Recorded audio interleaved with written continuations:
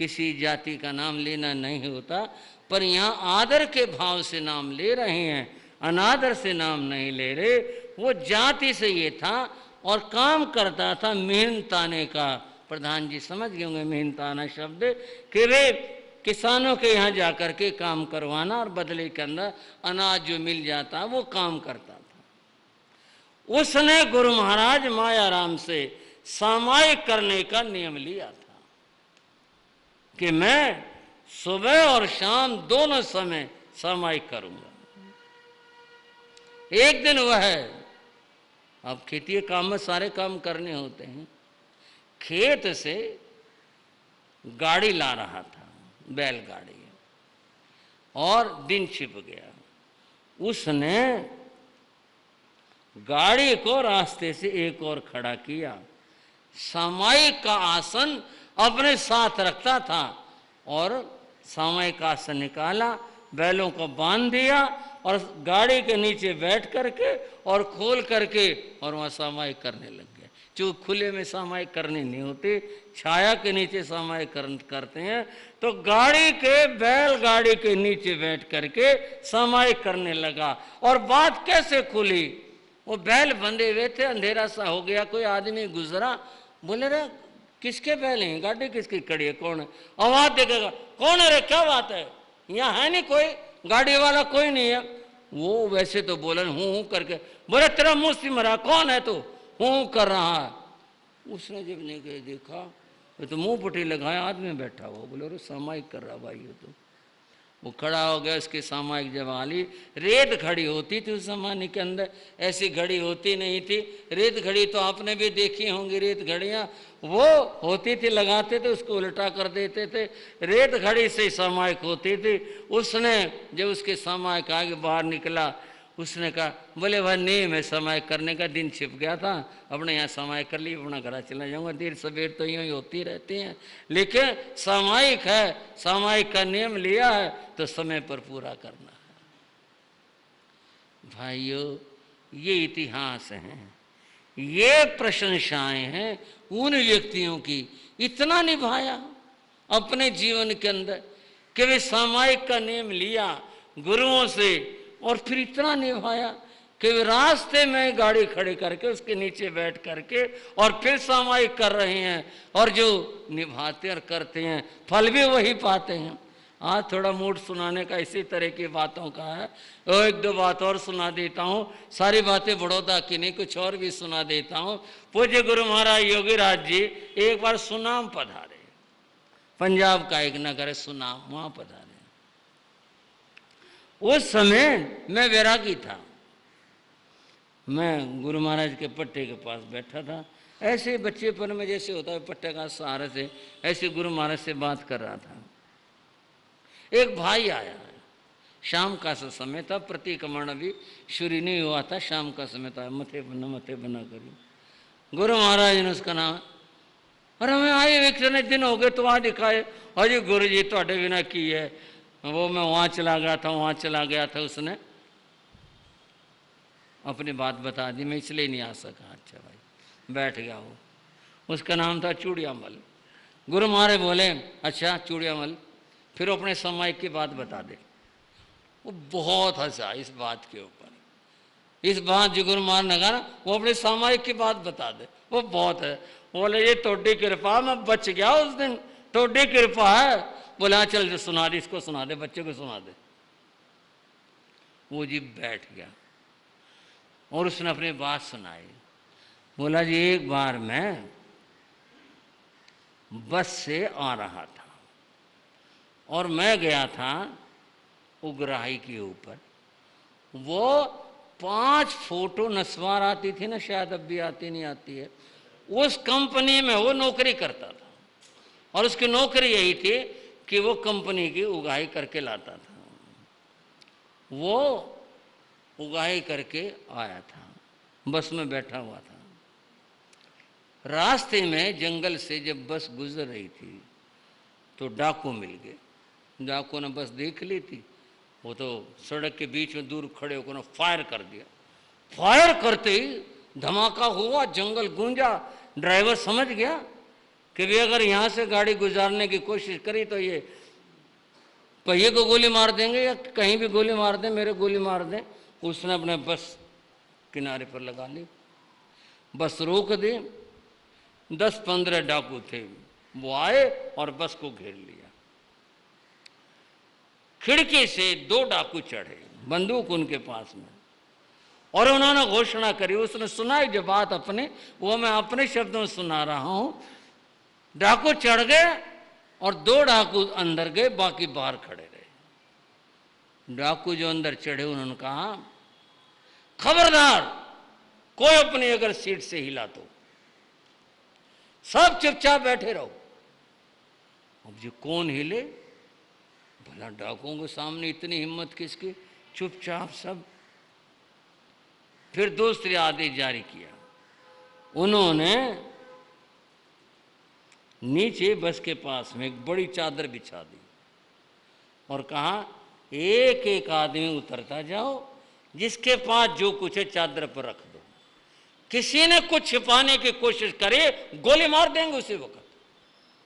और उस खिड़की से उतरो, मतलब उस दरवाजे से, और इससे चढ़ते जाओ।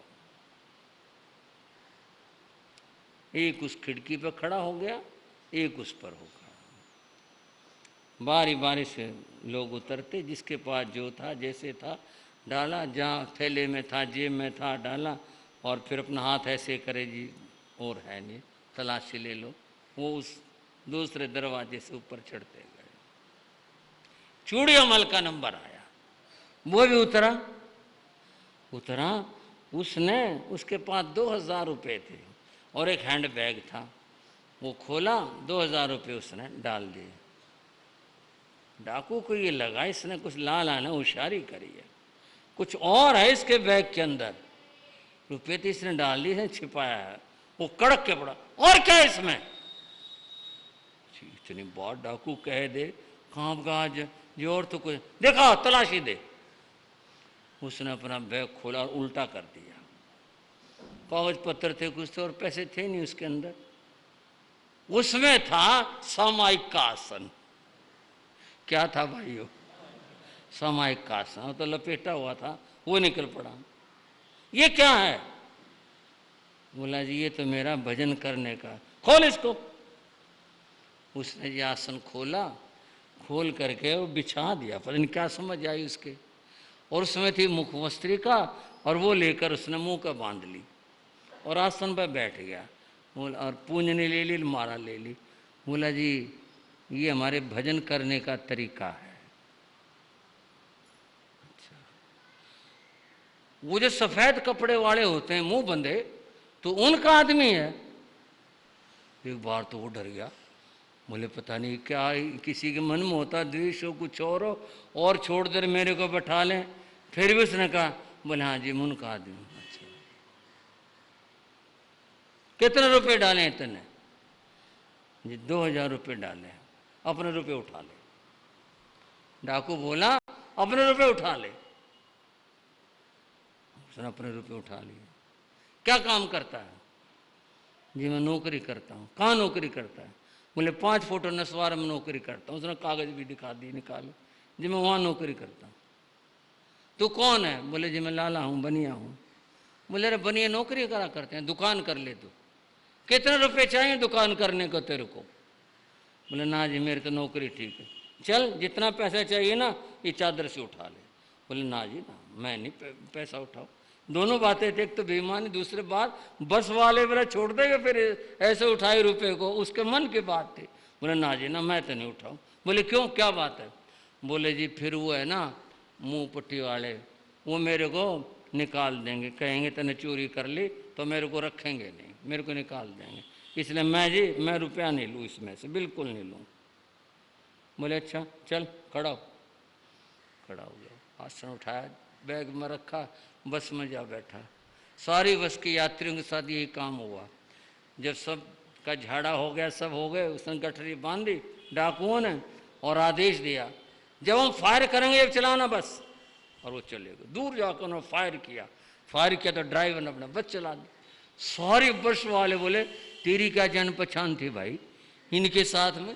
तेरे से क्या बात कर रहे थे डाकू, तेरी क्या जान पहचान थी? उसने मुंह पट्टी निकाल करके फिर लगा कर दिखा दी। बोले भाई इसकी जान पहचान थी, ये जान पहचान थी। उसकी बात आज तक मुझे याद आती है, भाई क्या जान पहचान थी। गुरु महाराज हंस के बोले ये जान पहचान डाकुओं की नहीं, ये जान पहचान वहाँ तक भी चलती है।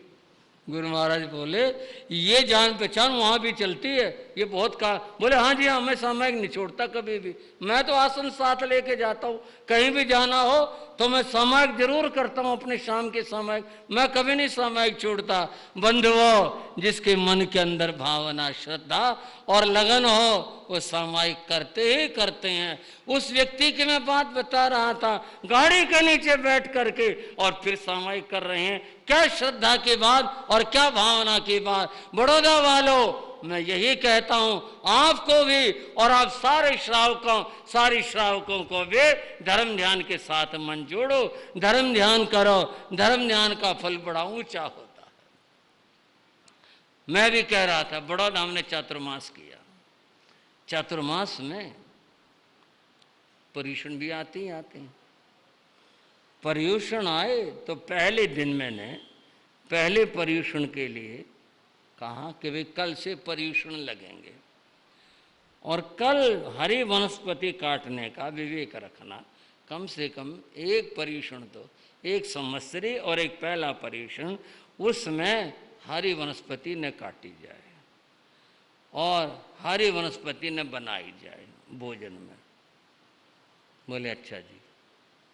भाइयों ने कहा, बोले ठीक है जी। उन्होंने शाम को गांव में घोषणा करवा दी, जिसको गोवा देना कहते हैं, वो करवा दिया। भाई कल बैलों के कंधे के ऊपर वो जुआ नहीं रखा जाएगा और कोई खेत में जा कर के कल जो है वो काटेगा नहीं, घास नहीं काटेगा, हरी घास नहीं काटेगा। जो कुछ है, जो घरों में तूड़ी होती है, सूखी होती है और होती है, वो सब देनी है पशुओं को भी। कल हरी घास कोई नहीं काटेगा और कोई सब्जी नहीं बनाएगा, ये घोषणा कर दी। चुनने वाले बोले जी ये जो पाबंदी लगाई है, ये चुनने पर भी लगाई है या खाली खेतों में काम करने पर लगाई है, या कोई काम नहीं करना उस पर लगाई है? हाँ भाई देख लो तुम, उसमें भी पानी वानी कुछ और क्या करोगे। बोले अच्छा आज बंद कर लें काम ने। भाई तुम्हारी मर्जी है। उन्होंने अपना काम बंद कर दिया। मजदूर ने बोला जी मेरी मजदूरी का क्या होगा? हाँ भाई मजदूरी का जवाब तो यही देंगे। बोले कोई बात नहीं, कोई बात नहीं, रोटी मार खाने खा लिया, चले गए। दोपहर को 4-5 बजे एक साइकिल वाला स्थानक में आया। आपने देखी होगी बड़ौदा के स्थानक, बड़ी स्थानक है, किले टाइप है, बड़ा दरवाज़ा है और आते जाते लोग वहाँ बैठ जाते हैं, पानी पीते हैं, आराम भी कर लेते हैं, फिर अपने चले जाते हैं। इस तरह का है। एक आया साइकिल में, वो सब्जी बेचता था और उस दिन वो अमरूद की टोकरी लेके आया था। आया, बैठा, पानी वानी पिया और बैठे थे। जान पहचान से हुई जाते, राम राम राम राम भाई। वो बोला आज तो जैसा निर्भाग दिन ही नहीं देखा। वो भाई बोले क्यों, क्या बात हुई? बोले एक अमरूद नहीं बिका। वो बोला एक सारे गांव में चक्कर लगाया, एक अमरूद नहीं बिका। वो दूसरा बोला, बड़ौदा वाला भाई, बोला तू 8 दिन गांव में आई हो ना? बोले क्यों जी, मैंने क्या कसूर कर दिया? बोले आज नहीं, तेरा 8 दिन कुछ नहीं बिका। बोले क्या बात होगी जी, ऐसी क्या नाराजगी है? बोले यहाँ साधु आ रहे हैं, उन्होंने पाबंदी लगा दी है, कोई तेरी सब्जी कोई नहीं खरीदेगा, इसलिए और कहते जाइयो, यहाँ ना आइयो। बोले अच्छा जी, वो चला गया। आज तक ये बात याद आती है कि कोई नियम ले तो इतना पक्का नियम ले, इतना पक्का नियम ले कि भी इसको निभाना है। ये नहीं भाई रास्ते निकाल लें कहीं से कि यूँ कर लें तो, यूँ कर लें तो। कितने पक्के होने के बाद बस साधुओं ने कह दिया तो कह दिया, भाई ठीक है। बंधुओं, दृढ़ धर्मी श्रावक बनो। कैसे बनो? दृढ़ धर्मी। दृढ़ धर्मी जो होता है वही सही मानव के अंदर धर्म की नाव को खे करके आगे बढ़ा करता है। आप सबसे भी कह रहा हूं कि दृढ़ धर्मी श्रावक बनना है और आज के पीछे जो मेरा भाव था वो यह है, सब श्रावकों को, श्राविकाओं को, भाई बहनों को मेरा यही कहना है कि दृढ़ धर्मी श्रावक बनो, धर्म ध्यान करने वाले श्रावक बनो, जिससे कर्म निर्जरा हो, आत्मा का कल्याण हो, ऐसे श्रावक बनो और ऐसी श्राविकाएं बनो। याद दिला रहा हूं, हर रोज याद दिला रहा हूं अब तो मैं, जैन धर्म का महान पर्व है पर्युषण महापर्व है। तैयारी से तात्पर्य कुछ खाना बनाना करना, भाई कुछ ये डाल लें कुछ बना लें, यूं नहीं, तैयारी मन की तैयारी।